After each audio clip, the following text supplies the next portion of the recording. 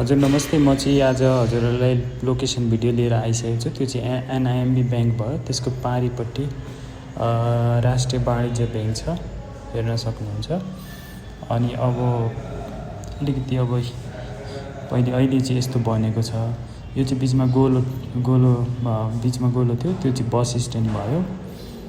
अलिकति अब यताबाट आएर ठ्याक्कै यहाँनिर बाट पार्क लाइन हस्पिटल त्यो भयो।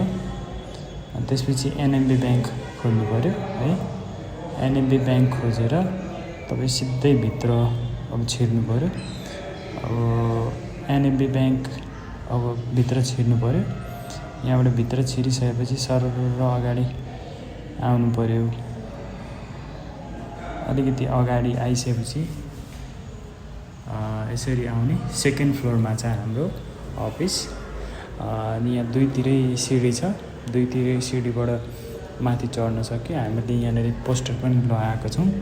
पोस्टरबाट लगाएर यताबाट पनि छिर्न सक्यो, यताबाट पनि छिर्न सक्यो। ठ्याक्क माथि सेकेन्ड फ्लोर, पहिलो तला ग्राउन्ड फ्लोरमा छौँ हामी अहिले। त्यसपछि फर्स्ट फ्लोर आउँछ। त्यसपछि फर्स्ट फ्लोरमा चाहिँ एनएमबी ब्याङ्क छ। त्यसपछि माथिल्लो तलामा सेकेन्ड फ्लोरमा चाहिँ पोखरा जब सेन्टर छ। हाम्रो अफिसमा चाहिँ बहिनीहरू मात्रै बस्नुहुन्छ।